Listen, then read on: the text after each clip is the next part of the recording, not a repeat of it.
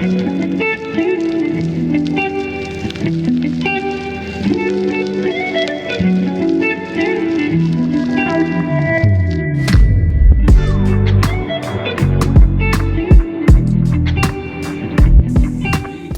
again with the info for y'all YouTube. We sure are. We are back again, and we are going to talk about Armageddon. This is something we heard all the time as Jehovah's Witnesses. Oh my gosh. Yeah. It's imprinted in my brain. It's like basically the whole thing is based off this Armageddon thing. Yeah. And most importantly, we are not about to make this up. We are going straight to what? JW.org. So we'll just dive right into it and let you know what the witnesses teach about this thing. So check this out. As soon as you type in Armageddon into the little search bar, this is the first one that pops up. What is the Battle of Armageddon? The Bible's answer. The Battle of Armageddon refers to the final war between human governments and God. These governments and their supporters oppose God even now by refusing to submit to his rulership. The Battle of Armageddon will bring human rulership to an end. That seems like a real fair fight. Right. Who in their right mind is about to try to fight some invisible, anything invisible on top of that? Some invisible force from the sky. Like, with what? And the thing is, like, the way that God is portrayed in the Jehovah's Witness Bible, it's like he has all of the power. So, in what world can a human government stand up to this invisible entity that has all of this power? And what are you going to fight him with? Fist? Exactly. It was a debate some time back about can 100 people beat up a gorilla, and most people like nah. It is like people was like, well, who gonna swing first? Who going first? Like, right. So you're thinking of a gorilla versus 100 people, and people in their mind already know like this is not gonna be no fair fight. And this is something you can see. This is something that's only so big. Yeah. You talk about something that you can't see the size. You don't know where it's at. You don't know what weapon. You know what I'm saying? Like, but there is no fight. No, there's no fight. But this is the teachings that they push out. Yeah. And y'all can go to the article and read all of it if you want. We're just bringing out a couple key paragraphs that we kind of got a chuckle out of. So here's another one right here. What will conditions be like during the Battle of Armageddon? While we do not know how God will use his power, he will have at his disposal weapons such as those he has used in the past: hail, earthquake, flooding downpour, fire and sulfur, lightning, and disease. In confusion, at least some of God's enemies will kill each other, yet they will ultimately realize that it is God who is fighting against them. That kind of sounds like life for the last since day one. Like but the whole thing is, if you teach that the whole world is under the control of Satan, this kind of sounds like what Satan be doing right now. So people are fighting and killing each other, and it's always Satan, the devil's fault. Exactly. And all of a sudden people can keep doing the same thing under God's influence. Like, you know, like once you leave religion, you are able to, for one, you're willing to be wrong. Yeah. So you're not stuck on, no, my thoughts is right, and if this goes against my judgment, I can't listen to it. Right. No, now you can look at it from both sides. Like, well, wait a minute. Governments already go to war with each other. Yeah. It already flood. Hurricane Katrina back in 2005. There's hurricanes constantly. There's all of these things. And who's about to fight against a hurricane even now? So how is that any different than Armageddon? It doesn't make any type of sense. Yes, and they're saying that this is going to be like later on, and that we're living some of it now. But these things have been happening since the beginning of time. People have always killed each other. There are many characters in the Bible of them killing each other. And a lot of them was because God told them to do it, or God himself was killing people. And apparently this was before the devil was cast out of heaven. So this was happening before the devil was cast out. And this is happening after the devil was cast out. Like, but now it was the devil, and now it's going to be God who is influencing them to kill each other. Like, come on. This stuff sounds like a Disney movie or a fairy tale book. And even, there was another paragraph, we not going to put it on here, but you can go back and read it. And you hear all the time, well, when is it? Well, nobody knows. Yeah. Nobody knows the time. But just know, one of these days, just keep doing what we say, especially paying us.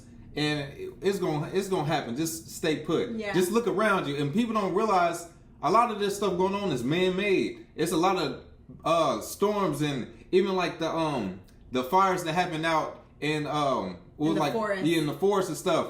People doing that. Yep. And these things like hurricanes, they are in the ocean messing with stuff. They always have been digging, messing with stuff in the earth to where we got these disasters. So a lot of stuff is man-made. They call it down in Mississippi. It's the area where they have a cloud machine. You can look this up. All you have to do is just use Google. And TikTok, that got a lot of information on there too. Literally, it's a man showing a machine where they make clouds. And the clouds are able to produce rain. Even in China, they got stuff like that where they are... China has like a second sun. Yeah, like they got all kind of stuff. Yeah. They creating snow, they creating rain. And this ain't new stuff. This stuff been going on. So it's able to tell you, if I write this book saying next week this is going to happen, or if I'll write a book and saying in 2027 it's going to be a mass shooting, and then I send somebody to do a mass shooting in 2027. Yeah. The book said this is going to happen. Like, you get what I'm saying? No, and that's the whole thing about the Armageddon teaching in general, and a lot of the teachings that come from the JW Bible, because these things have been happening since the beginning of time. Yeah. And that's how they're able to keep you in this state of like fear, because now you're noticing it happening more. Now you're like noticing every single natural disaster and thinking, oh, we're so close to the last days. Yeah. You know, ever since I left the Jehovah's Witness religion, like, I don't watch the news. Not me either. I literally don't watch the news because I could care less about what is happening. And it does. It changes your way of seeing life, because what you watch and put in your brain becomes your reality. That's all you end up focusing on. Yep. So you don't notice a lot of the bad stuff to go on because you're not paying no attention to it. But if you watch it every day, crime, you looking around like, where the crime at? Where the crime? Or in your mind, it's like, I'll give you the... Things are getting worse. It Things is. are getting worse. One of the things that people that watch the news are believing, they say, you know, the government is making it easier to get guns. Yeah. People don't realize back during the cocaine, the crack era, they were dropping off carts of guns, of machine guns. People for the first time were seeing Uzis and Mac 10s, Mac 90s, AK-47s, guns from...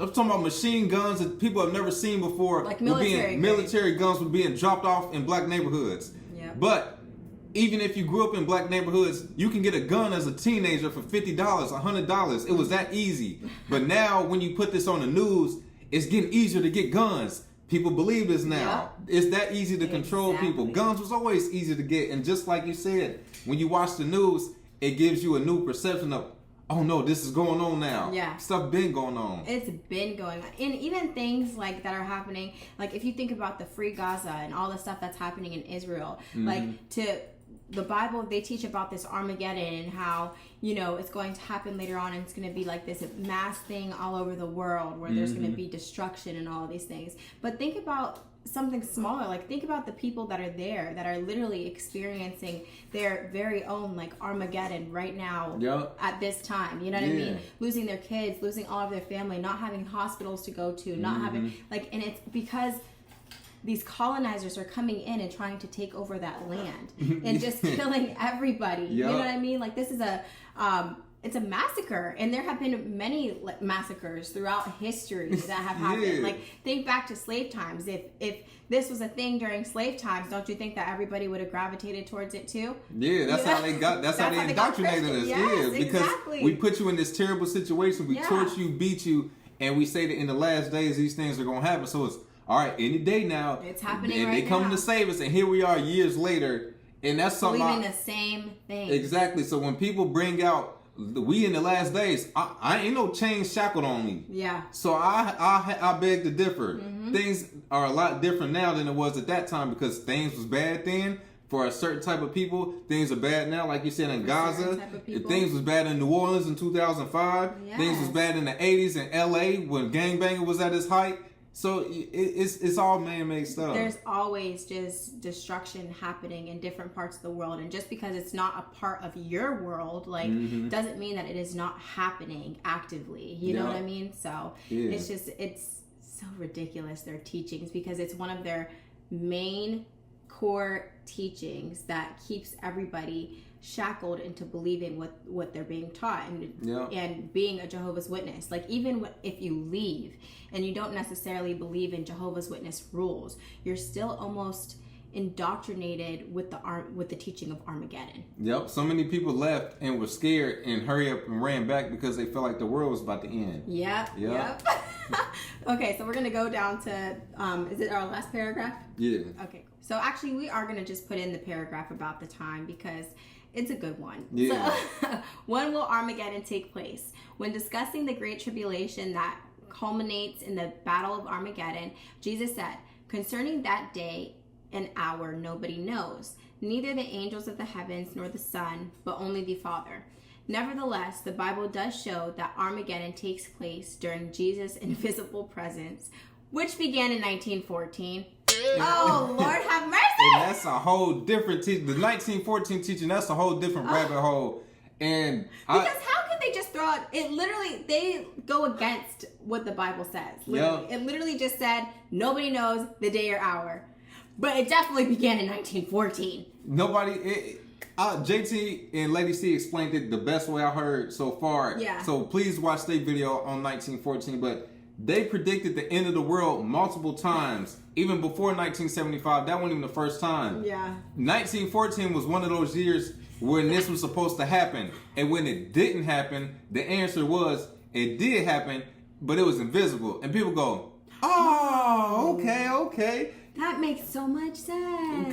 That's the type of stuff little kids say when they do little jokes and tricks on you. Yes. I did. It was invisible. Right. And you laugh at it. But when religion do it, you got to take it serious. Listen, somebody telling me they're going to do something, but it's just invisible, and you're just not going to be able to see it. But you got to get real. Yes. The fact that they are still standing 10 toes down on this freaking 1914 teaching it's insane. Listen, we have already gone 100 years. They say, like, they always say in the Bible, and like I remember in talks, 1,000 years is like one day to Jehovah. Mm-hmm. You remember them saying that? Yeah. Okay, so here's a different perspective for you guys.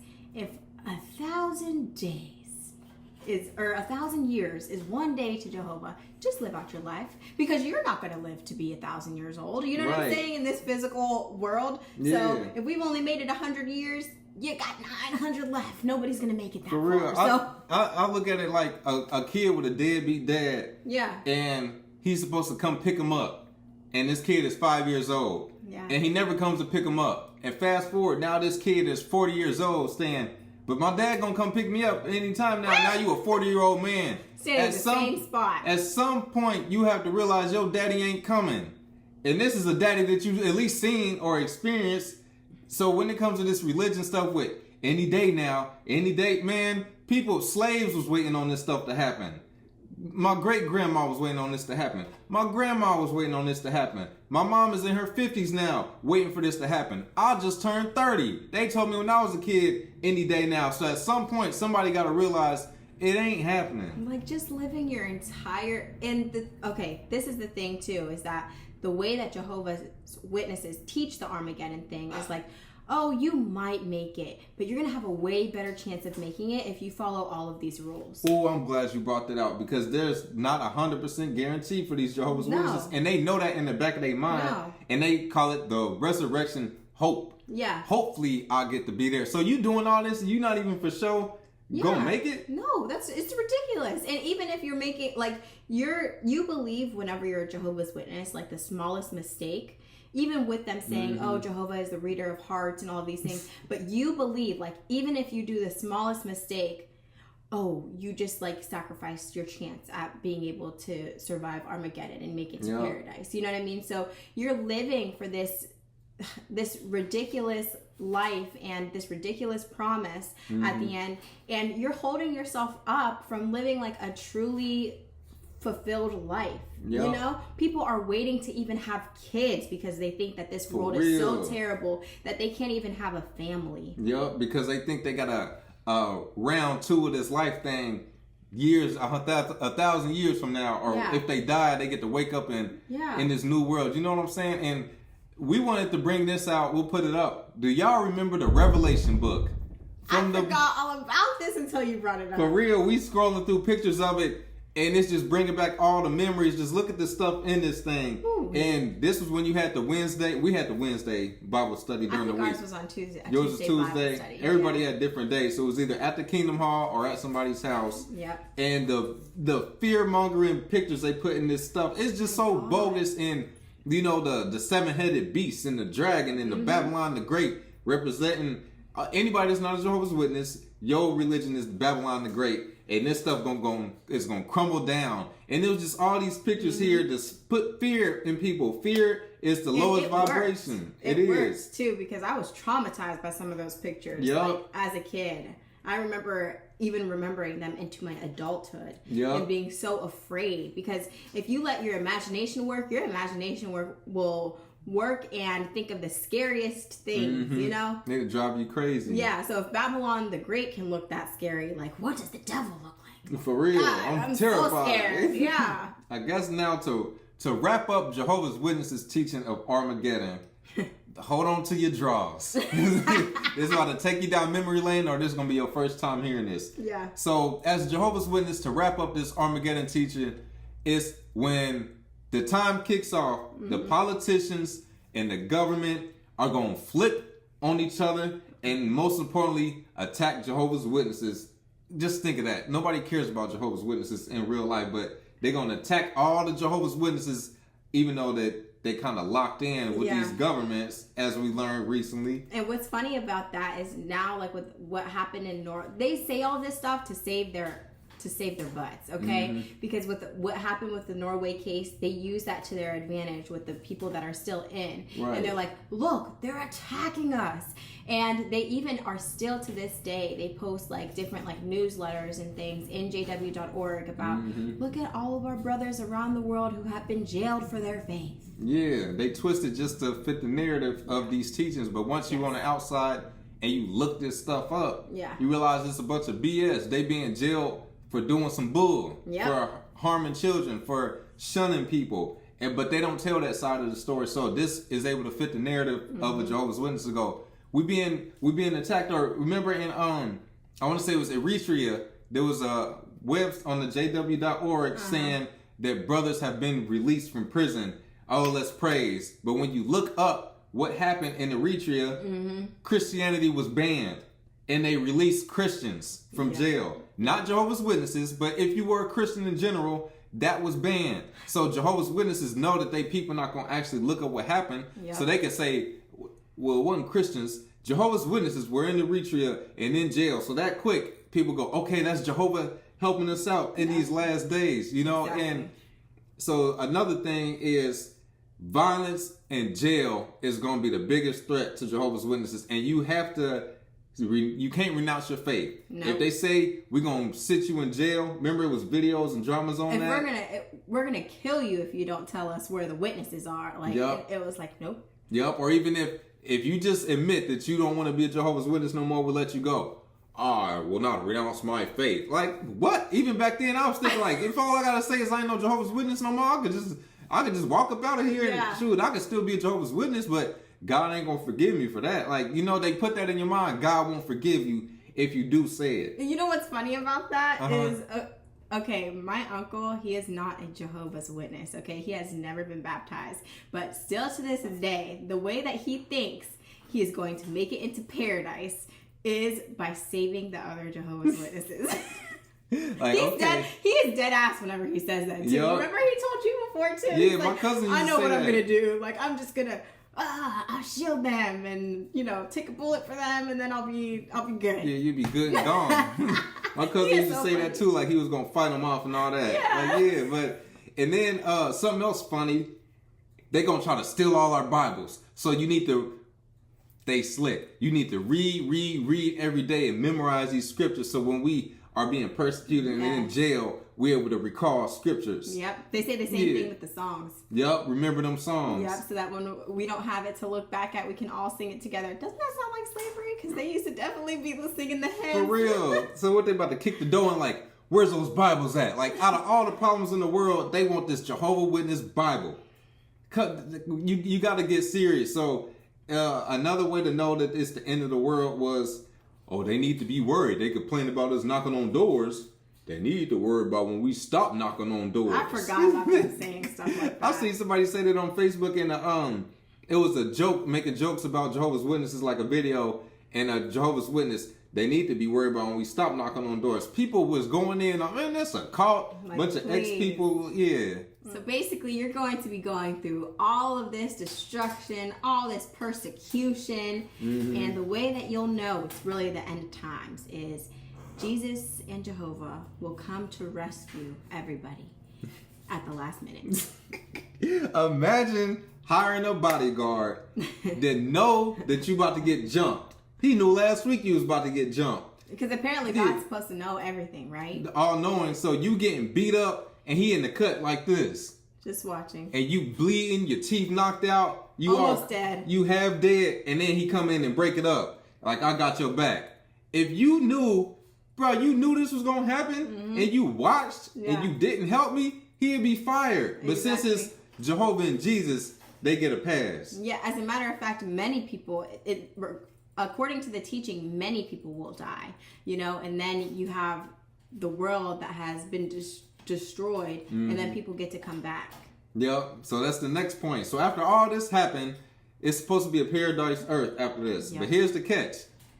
Only Jehovah's Witnesses at the end of this Armageddon are the survivors. So if you ain't no Jehovah's Witness, you're going to die, according to their rules. You are not surviving. And then all the Jehovah's Witnesses go and they clean up all of the destruction that has happened over this time. Okay, so they show it as like buildings are destroyed. There's just like the planet looks absolutely awful. And then those birds the blackbirds come down and they eat like the dead bodies and stuff. Remember corpses and stuff, and dogs eating you. They're eating the corpses, so they're helping clean everything up, and we're helping clean everything up.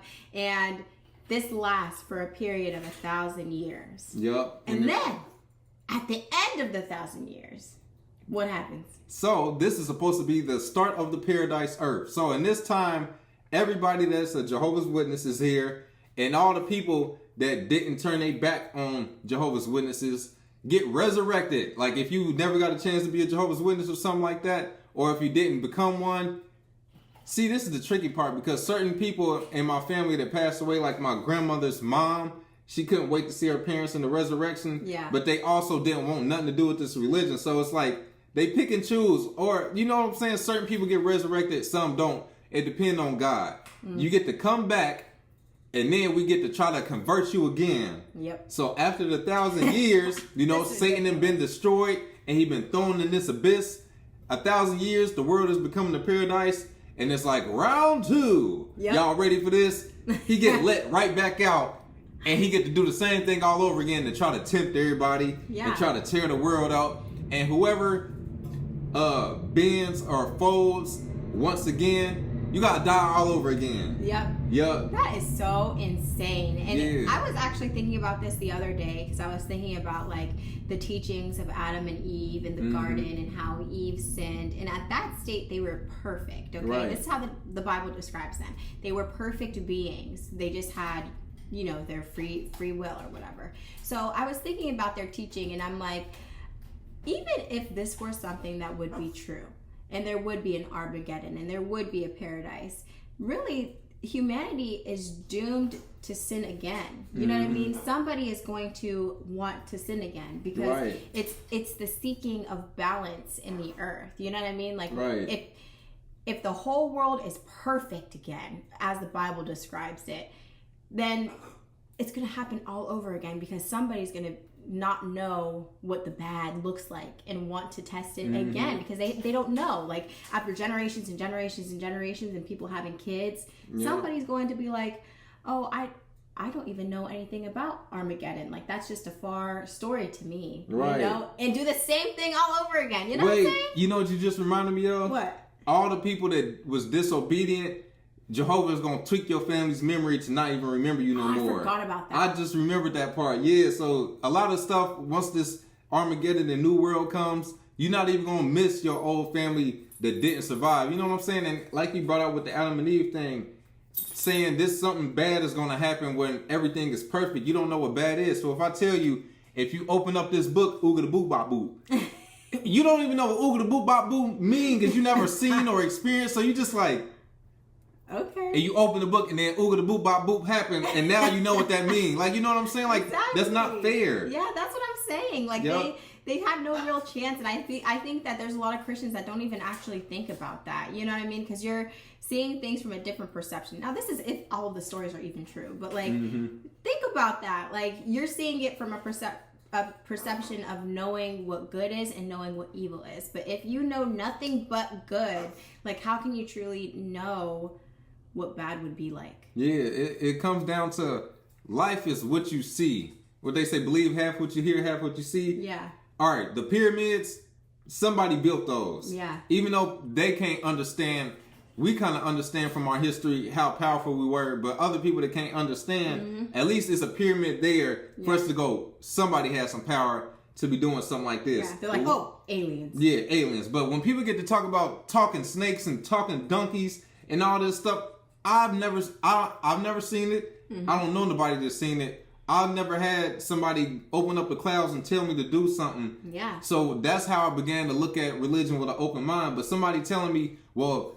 I ain't seen it either, but you just got to believe it. Yeah. I don't have to believe it, especially... It's perception. Yeah, that's the way you allowed to believe it. I used to believe it, but I need more answers. And there's nothing wrong with if you have a question about something and I only give you this much information and I say don't ask nothing else about it. That's not fair to you. Yep, You should be like, no, if I say, babe, it's an emergency, step outside. Step out, what's going on? Yeah. I can't tell you. Don't worry about it. No, at least, babe, the house like, on fire. I didn't know. Oh, the house on fire. Okay, I'm out. Boom, let's go. Yeah. But yeah, you at least got to give somebody some type of something, but you can't blame them afterwards for having questions or not understanding when the information ain't been presented. Exactly. Yep, and that's kind of, when people ask, like, what's our views? That's our views on that. That's our views. And we not thinking about us, we don't have all the answers. No, sure And not. that's the thing about, like, with religion, it's okay not to have the answers and say, I don't know. But the problem is, when you pretend to have the answers and you try to force people to follow answers that you don't even know if it's legit or if you don't, know the next steps of it, and you just going, well, I think, and just believe it. That's not fair. Yeah, that was just like that one guy who messaged us on Instagram about Noah's Day, like, oh, why do people laugh at him too, and da da da. I don't believe that happened. There's no evidence. There's no evidence of that happening, so I don't believe it. You know what I mean? And you can show a different war, like, World War I or II. I'll believe that because that was a grand massacre as well. You know what I mean? Slavery, there's evidence of that. Like, and those are people's real life Armageddon. You know what I mean? So Armageddon in its word, I believe it. Like, I believe that there's destruction, you know what I mean? That happens in isolated parts, but to believe it on a grand scale, like through the whole world, I'm sorry, but I just don't. Shoot, Armageddon... We experienced Armageddon by leaving Jehovah's Witnesses because literally everything in here came crashing. Your whole world came to an end. Yeah. Everything you knew died. Everything just was a fresh start. And afterwards became the paradise. Yeah. You know what I'm saying? So that could be perception of Armageddon. Yeah. Not a physical world. You know what I'm saying? But people have to learn to do what works for you. And yes, and everybody waiting on this like paradise instead of just like creating their own. There's so many days where I'm like, I truly feel like I'm living in paradise because that's what it feels for me. Like that's how much fulfillment and love and happiness and overjoyed I feel in those moments. You know what I mean? And instead of looking at it and being like, okay, this is my version of like paradise. This is my version of like heaven. It's like, no, you have to wait on that. Yeah, forget that. It's people in jail that'll tell you, man, this is hell. I'm in hell right now. Yeah. You know what I'm saying? That's what they experiencing. Exactly. But the idea of the heaven and hell is something that none of us actually got to go experience. Yeah. You know what I'm saying? So. And how they depict paradise with like animals everywhere, and there's people literally living that life right now, like for real, out in the mountains, on islands. You know what I mean? Like literally looks the same, like with fresh fruit and fresh foods. Like just vibrating at such a high level. That's what is the difference there? Like that's all it is, because you created this world, you manifested this world to where everything is not important, like stressing out and worrying about jobs or how to pay for this big house and stuff like that. You created this reality where I got my simple needs, I got the people around me that matter, the people that caused chaos in my life, they had to go. I'm at peace. And this is what's in my control, and the things that's not in my control is not what I'm going to worry about. Yeah, and you cannot put a price on that, because you go through so many experiences, or at least I did as a Jehovah's Witness, where I wasn't me. You know what I mean? I wasn't genuinely me. I wasn't authentic. And so that creates like so many boundaries and things in your own mind where you can't truly experience who you are. Facts. And once you get there, it's like, wow. Yep. Wow, this is different. That's all it takes. But yeah, I'm glad we got to kind of touch on this topic, because this is a very big thing in the organization. Yep, a core belief. Yeah, it's what drives all of their teachings, really. Yep, it's the fear. This would stop you from leaving. This is what stop people from listening to you. Yeah. It's all based on this fear thing. Yep. Which is the lowest vibration. But we just figured we'd drop that for y'all right quick. A lot of people ask about our beliefs and stuff, so that kind of covered some of it. Yeah, we always sprinkle our beliefs into our videos. Yeah. Okay, for the people who ask, so you just gotta puzzle them together until we decide to make a full video on it. Which I feel we kind of have in like our religion versus spirituality video. We were talking about it, you know. Yeah, that explained a lot. Yeah, it did. Yeah, and understand it's alright to have different beliefs, and you can say whatever you want. Like if you are a religious person, that's fine. Do that. Yeah. But this is our explanation on why we are not. If you want to be one, that's fine. But don't try to condemn people that are not religious to be like, you got. You don't have to do nothing. Like, just wait on Jesus' day and da-da-da. Like, there's nothing to wait for if we don't believe that. For real, it's somebody waiting at the bus stop right now for the bus. They can do that. I'm not waiting for the bus. Exactly. You know? But y'all can hit us on our Instagram at Awaken Truths IG. What other information you got for them? We have our healing journals. We have the Pimo version, and we also have the regular version. Helps you tap into yourself, rediscover yourself, especially whenever you're going through the transition phase of like leaving out and then, you know, becoming like the new you. And don't forget about the protest that's going to be happening in September. We will probably be going to that.